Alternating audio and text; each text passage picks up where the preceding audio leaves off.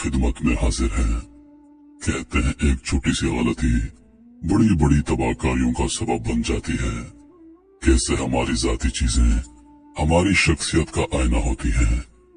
लेकिन आपको ये सुनकर हैरत होगी कि हमारी इस्तेमाल शुदा अशिया का कैसे हमारी शख्सियत के साथ साथ हमारी किस्मत पर भी गहरा असर होता है। ऐसे बहुत से वाकयात होते हैं जिनको मानने से हमारी अकल बिल्कुल इनकारी होती है और यूं कह लें कि कुछ भी समझ में नहीं आता। एक शख्स कहता है कि मेरे साथ भी कुछ ऐसा मामला हुआ था। एक छोटी सी गलती ने मेरी तकदीर बदल दी। मेरे साथ भी कुछ ऐसा ही मामला हुआ था। मैं अपने दोस्त की बहन की शादी में शिरकत के लिए उसके गांव गया था। ये एक पुरसुकून जगह थी। उस गांव में मेरी हैरत का मरकज यहाँ का एक आम सा मोची था। लेकिन आपको सुनकर हैरत होगी कि उसकी शोहरत की वजह उस मोती का हाथ का हुनर नहीं था बल्कि कुछ और ही था। और उसकी उस पुरअसरार आदत की वजह से लोग उस मोची से अपने जूते मरम्मत करवाने आते थे। मुझे उससे मिलने का बेहद शौक हो गया और मैं अपने दोस्त से इसरार करने लगा कि मुझे भी उस मोची से मिलना है।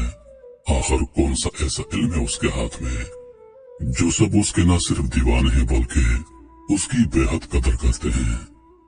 हम दोनों उस मोची की दुकान की जानब चल दिए, लेकिन मैं तो हैरान रह गया कि उस मोची की ना तो कोई दुकान थी ना कोई कारखाना। महज एक दरख्त के नीचे उसने अपना अड्डा जमा रखा था। मुख्तसर से औजारों पर मबनी एक छोटा सा संदूक, उसके खुद के बैठने के लिए एक छोटा सा खस्ता हाल कुशन और पैरों में नहायत बेसुदा जूतों की जोड़ी उसकी मलकियत है। दरख्त की जड़ के गिर्द बने सीमेंट के पक्के थड़े पर उसकी छोटी सी दुकान कायम थी। शहजाद ने मुझे बताया कि इस दरख्त की जड़ को इस मोची की मलकियत समझो। गांव वालों ने लाख कोशिश की लेकिन इस मोची ने इस जगह को किसी कीमत पर न छोड़ा। अब सब के सब थक हार कर बाज आ गए। ये मोची पिछले 32 साल से यहीं पर अपना अड्डा जमाए हुए है। जब शहजाद ये सब बता रहा था उस वक्त हम यहाँ से गुजर रहे थे, लेकिन उस वक्त असलम मोची अपनी बराए नाम उस दुकान में मौजूद नहीं था। मुझे शहजाद ने मजीद बताया कि इस मोची की शोहरत की एक और बड़ी वजह है और वो ये कि असलम मोची किसी का जूता अपने हाथ में लेकर उसके आने वाले कल का हाल बता सकता है और उसे आने वाली किसी बड़ी मुसीबत से आगाह कर देता है ताकि वो उस मुसीबत से कुछ हद तक बच सके। अब मेरा तो जुस्सुस और बढ़ रहा था और मेरा दिल चाह रहा था कि किसी भी तरह उस मोची से बातचीत करूं, लेकिन वो उस वक्त वहां मौजूद न था। हम यहाँ शहजाद की वालदा के जूते मरम्मत करवाने आए थे। हम उसी दरख्त के थड़े पर इंतजार करने के लिए बैठ गए। इस दौरान मैंने शहजाद से पूछा कि ये कैसा इल्म है उसके पास और अगर वो मोची है तो वो इस कदर गहरे इल्म का मालिक कैसे बना। मुझे बताया गया कि आज से तकरीबन 35 साल पहले इस मोची ने यहाँ दरख्त की जड़ के करीब दरख्त की छांव से फायदा उठाने के लिए यहाँ पर बैठना शुरू कर दिया। वो यहाँ बैठकर लोगों के जूते मरम्मत करता था, लेकिन गांव में और भी मोची थे, इसलिए उसके पास काम बहुत कम आता। कभी कभी तो सारा दिन खाली गुजर जाता। एक दिन शाम होने को आ गई थी, लेकिन उसके पास सारे दिन में एक भी जूता मरम्मत को नहीं आया। करीब ही था कि वो अपने घर खाली हाथ लौट जाता। उसी उसना में उसके पास एक नहायत बूढ़ी औरत अपना जूता मरम्मत करवाने के लिए आई। वो बहुत गरीब थी। कपड़ों पर जगह जगह पेबंद लगे थे। नंगे पांव खड़ी थी और अपने जूते हाथ में थाम रखे थे। असलम के करीब आकर कहने लगी, बेटा क्या तुम मेरा जूता सिलाई कर दोगे? असलम ने निहायत एहतराम के साथ कहा, क्यों नहीं माँ जी। लेकिन वो बुढ़िया एकदम बोली, मगर मेरे पास तुमको देने के लिए पैसे नहीं। गांव के सभी मोचियों ने मुफ्त में मेरे जूते मरम्मत करने से इनकार कर दिया है। असलम ने अपना सामान जमीन पर बिछाते हुए उस बूढ़ी को एहतराम से वहां बिठाया और कहा, माँ जी बेटे कभी अपनी माँ से पैसे लेते हैं क्या? लाओ मैं तुम्हारे जूते मरम्मत कर दूं। ये कहकर असलम ने जूते जो के बेहद कीचड़ ज़दा थे अपने हाथ में ले लिए।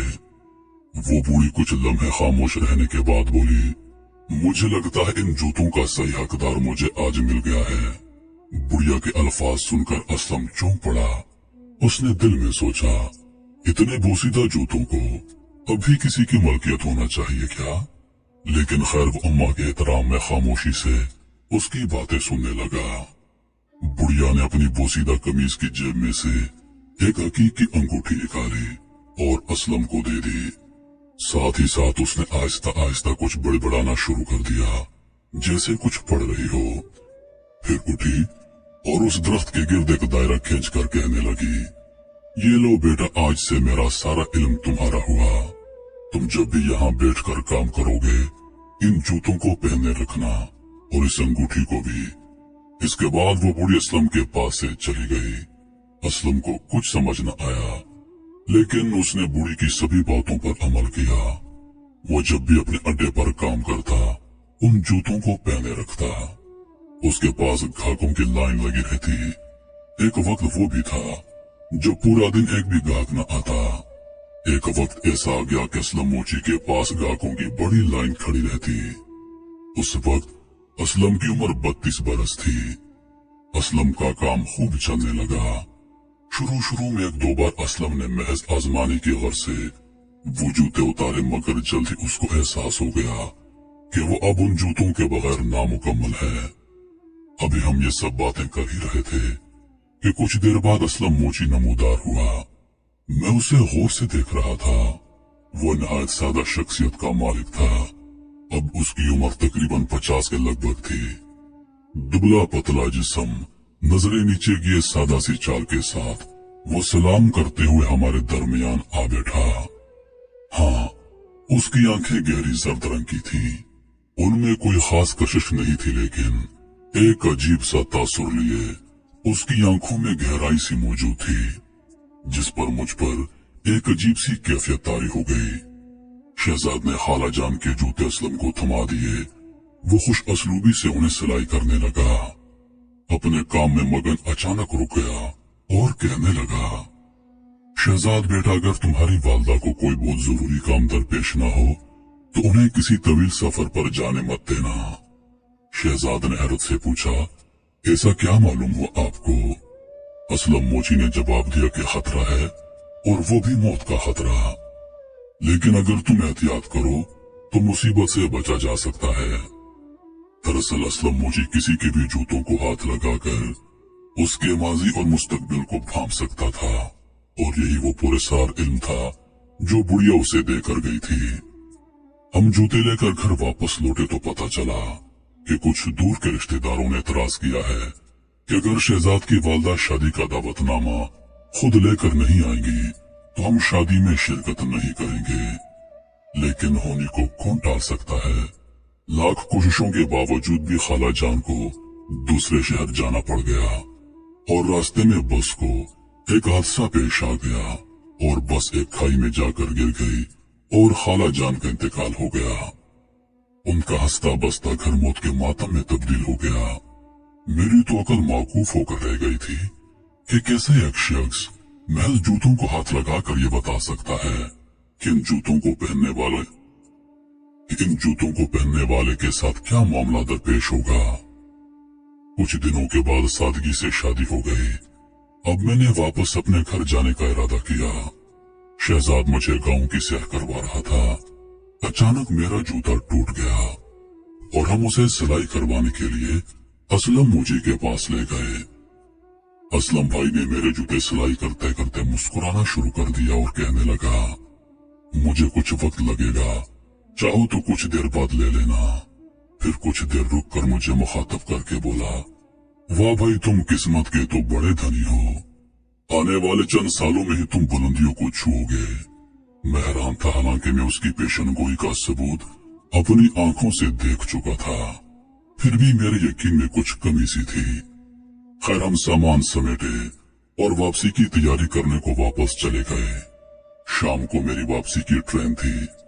हम जूता लेने बरगद की दुकान पर पहुंचे, लेकिन असलम मोची वहां न था। उसके शागिर्द ने मुझे जूते देने से मना कर दिया कि वो खुद आकर देंगे, लेकिन ट्रेन का वक्त निकला जा रहा था। मैं उसे जोर देने लगा तो शागिर्द ने 3 जोड़े मेरे सामने रख दिए और कहने लगा, ये लीजिए, जो आपका है वो ले लें। मैंने अपने जूते की पहचान की और घर ले आया। घर वापस पहुंचा ही था कि मेरा जर्मनी जाने का इंतजाम हो गया। असलम के कहे अल्फाजों को सीना बनाए मैं बुलंदियों के ख्वाब देखता हुआ जर्मनी पहुंच गया। लेकिन मेरी किस्मत ने अपना पासा पलट लिया। कुछ ही दिन गुजरे थे, एक हादसे की बिना पर मुझे जेल हो गई, वो भी 5 साल के लिए। इस दौरान मुझे बेहद तकलीफों से गुजरना पड़ा। हर लम्हा मैंने रो रो कर गुजारा। हर रात मुझे मौत जैसी लगती। मैं हर वक्त दिल ही दिल में असलम को कोसता रहता और सोचता कि जिस दिन मैं यहाँ से छूट गया सीधा उसके पास जाऊंगा और उसका गिरबान पकड़कर उसे बरगद के गिर्द घसीट दूंगा। और बिलाखिर वो कयामत खेज 5 साल खत्म हो गए और मैं अपने दिल एहद के मुताबिक वापस वतन पहुंचते ही सीधा असलम के पास पहुंचा। उसे देखकर मेरी आंखों में खून के आंसू उतर आए। वो भी जैसे मुझे अब भांप गया था। चौंक कर खड़ा हो गया। मैंने उसका गिरबान पकड़ लिया और इस पर चिल्लाने लगा और उसी कैफियत में सारा वाकया सुना डाला। असलम ने मुझे नहायत अफसोस से देखा और कहने लगा, देखो जब तुम्हें मेरे शागिर्द ने कहा था कि मैं खुद आकर तुम्हारे जूते दूंगा, तब तुमने क्यों जबरदस्ती की? क्या तुम्हें यकीन है कि तुम अपना ही जूता लेकर गए थे? मैं कदर हैरत में आ गया और असलम का गिरबान छोड़ दिया। फिर कुछ देर बाद सोचकर मुझे याद आया कि हाँ, उस दिन 3 जोड़े थे जिन पर नाम नहीं लिखा हुआ था और वो तीनों तकरीबन एक ही जैसे दिखाई देते थे। मैंने बड़ी मुश्किल से अपने जूते की पहचान की और ले गया। असलम ने जवाब दिया, नहीं, मैं किसी की अमानत में खयानत नहीं करता। तुम्हारे जूते आज भी मेरे पास हैं। तुम उस दिन किसी और का जूता लेकर गए थे और नाम मैंने तुम्हारे नाम के तकद्दुस में नहीं लिखा था। तुम्हारा नाम अब्दुल्ला है और बाकी दोनों भी अब्दुल रहमान और अब्दुल हमीम थे। भला अल्लाह के नामों को मैं जूतों पर कैसे लिख सकता था? इसलिए अपने शागिर्द को कह दिया था कि जूता मैं खुद वापस आकर दूंगा। तुम जिसका जूता पहन कर गए थे उसकी किस्मत में 5 साल की कैद लिखी थी, सो वो तुम्हें झेलना पड़ी। तुम्हारी किस्मत तो वाकई बुलंद है। अब तुम अपना जूता ले लो मुझसे। असलम की बातें खंजरों की तरह मेरे दिल में पेवस्त हो गई। मारे दुख कर मेरा दिल फटा जा रहा था, लेकिन मैं क्या कर सकता था? असलम ने मुझे मेरे जूते वापस दिए और मेरे पास अल्फाज नहीं है कि चंद ही माह में मुझे मेरी नौकरी में इस कदर तरक्की मिली कि मैं बयान नहीं कर सकता। लेकिन मेरी अकल आज तक असलम की पुरस्कार शख्सियत को समझने से कासिर है। लेकिन एक बात जो समझ में आई वो ये जरूर है कि अपनी चीजों का भरपूर अंदाज में ख्याल रखना कितना अहम होता है। मोहतरम नाजरीन, उम्मीद करता हूँ कि आज की कहानी आप दोस्तों को पसंद आई होगी। अगर हमारी वीडियोस आपके ज़ौक़ की तर्जुमानी करती हैं तो हमारी वीडियोस को अपने दोस्तों के साथ जरूर शेयर करें और मजीद वीडियोस के लिए हमारे चैनल को सब्सक्राइब कर दें। मुझे दीजिए इजाजत इस उम्मीद के साथ कि सांसों ने वफा की तो अगली बार एक और वीडियो लेकर आपकी खिदमत में हाजिर होगा। तब तक के लिए खुदा हाफिज। अल्लाह पाक आप सबका हाफिज व निगहबान। हंसते रहिए और हमेशा मुस्कुराते रहिए।